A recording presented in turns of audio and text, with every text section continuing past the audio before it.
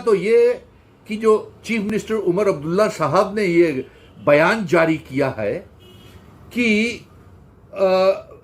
जम्मू कश्मीर सरकार की ब्यूरोक्रेट्स जो है वो चीफ मिनिस्टर साहब की बात नहीं मानते हैं। और दूसरा, पत्रकार मित्र ये सवाल पूछ रहे हैं कि कैबिनेट सब कमेटी की जो पैनल की रिपोर्ट कैबिनेट कमेटी के आगे रिजर्वेशन को लेकर के रखी गई है, उसको लेकर के हमारा क्या कहना है। तो इस बात को लेकर के पत्रकार मित्रों को हमारा यह कहना है कि एक तो जो बयान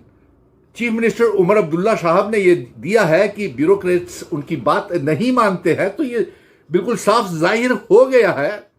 कि भारतीय जनता पार्टी ने बड़ी साजिश के तहत जम्मू कश्मीर को बर्बाद करने का तरीका ढूंढ लिया है। पहले तो उन्होंने जम्मू कश्मीर को 5 अगस्त 2019 को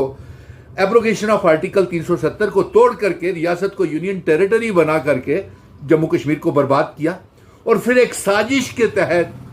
सुप्रीम कोर्ट की हिदायत के बाद 30 सितंबर से पहले जो चुनाव करवाए और चुनावों से पहले ऐसी साजिश की कि सारी ताकत जो थी वो लेफ्टिनेंट गवर्नर मनोज सिन्हा और चीफ सेक्रेटरी को दे दी। यानी कि चुनी हुई सरकार के पास कोई ताकत नहीं है और ये इस तरीके से धोखा किया गया। और अगर उन्होंने ये बयान जारी किया है कि ब्यूरोक्रेट्स उनकी बात नहीं मानते हैं, तो अगर ब्यूरोक्रेट चीफ मिनिस्टर की बात नहीं मानते हैं तो भारतीय जनता पार्टी ने साजिश के तहत जम्मू कश्मीर के वोटरों को जलील कर रही है। यानी कि ये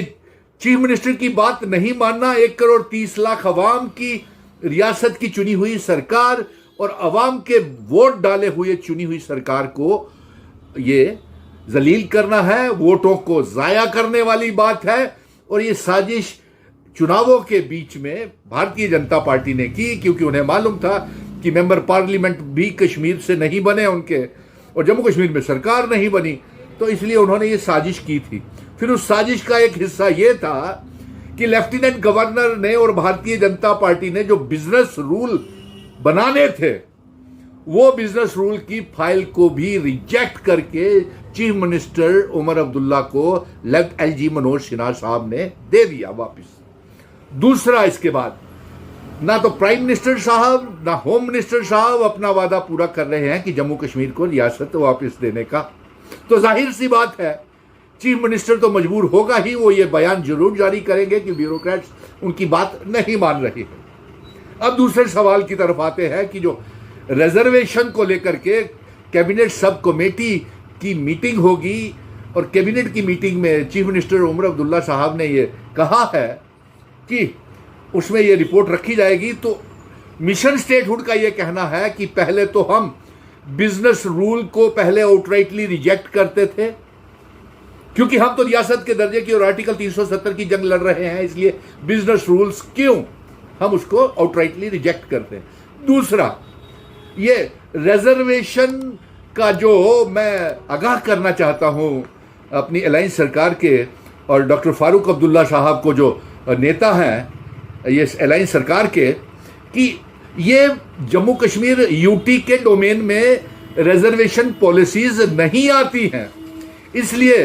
मैं आपको, हमने मंडल कमीशन वीपी सिंह की सरकार चली गई थी, वो भी समय देखा। भारतीय जनता पार्टी, पीडीपी, अल्ताफ बुखारी, महबूबा मुफ्ती बहन और सज्जाद लोन ये साजिश के तहत रिजर्वेशन का तूल दे रहे हैं।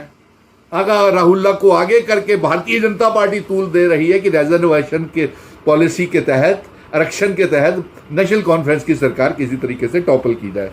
लेकिन मैं हिदायत और एक तो मैं कैबिनेट सब कमेटी की जो रिजर्वेशन की रिपोर्ट है उसे आउटराइटली रिजेक्ट करता हूं, क्योंकि ये जम्मू कश्मीर यूनियन टेरिटरी के दायरे में आती नहीं है। और ये BR अंबेडकर के संविधान कॉन्स्टिट्यूशन के तहत पार्लियामेंट ने schedule caste, schedule tribes, OBCs को, गुज्जर, बकरवाल, पहाड़ियों को रिजर्वेशन दी हुई है। वो इसके ऊपर समझौता नहीं करेंगे। मैं अपनी अलायंस की सरकार को आगाह कर रहा हूं, इसलिए आग से खेलने का फायदा नहीं है उमर अब्दुल्ला साहब, डॉक्टर फारूक अब्दुल्ला साहब, क्योंकि जिस तरीके से भारतीय जनता पार्टी एक साजिश के तहत रियासत नहीं दे रही है और दूसरी तरफ सरकार को ऑपरेशन लोटस के तहत गिराने का कोशिश कर रही है, तीसरी तरफ से हॉर्स ट्रेडिंग की कोशिश कर रही है, चौथी तरफ से एलजी के साथ नजदीकियां पीडीपी की, अपनी पार्टी की, पीपल्स कॉन्फ्रेंस की, और एक तीसरा फ्रंट तैयार करने की कोशिश की जा रही है। और जिस तरीके से ये इनका दावा है भारतीय जनता पार्टी के अंदर से आ रही है कि 12 से 18 विधायक इनके संपर्क में है, तो ऐसी नासमझी मुझे लगता है कि कैबिनेट कमेटी को आउटराइटली रिजेक्ट कर देना चाहिए इस रिजर्वेशन की रिपोर्ट को, और साथ में बिजनेस रूल्स को भी, क्योंकि रियासत इसीलिए नहीं दी जा रही है। और भारतीय जनता पार्टी के अंदर खाते से ये खबर आ रही है कि उन्होंने ये सोचा हुआ है कि जिस दिन नेशनल कॉन्फ्रेंस गठबंधन भारतीय जनता पार्टी के साथ कर लेगी, उसी दिन शाम को रियासत का दर्जा वापस मिल जाएगा। लेकिन जिस पार्टी ने हमारी महाराजा हरि सिंह जी की डोगरा रियासत तोड़ दिया, जिसने हमारा state subject article 370 stand still agreement, Jammu Kashmir Ladakh PoK Gilgit Baltistan Jammu Kashmir रियासत का हिस्से का इल्हाक तोड़ दिया, उसको हम अलायंस उसके साथ कैसे कर सकते हैं। सो इसलिए ये खबरें थी, इसका जवाब हमने मिशन स्टेटहुड ने दे दिया कि ये जो रियासत का दर्जा वापस नहीं, और यूनिफाइड एरिया कमांड की मीटिंग में चीफ मिनिस्टर को नहीं बुलाते हैं, लॉ एंड ऑर्डर की मीटिंग्स में नहीं बुलाते चीफ मिनिस्टर को, और रियासत का दर्जा वापस नहीं दिया जा रहा। ये मजबूर की में हो करके ये बयान चीफ मिनिस्टर का आया है कि उसकी बात ब्यूरोक्रेट्स नहीं मानते हैं, और ये नाफरमानी करके अवाम की नाफरमानी हो रही है।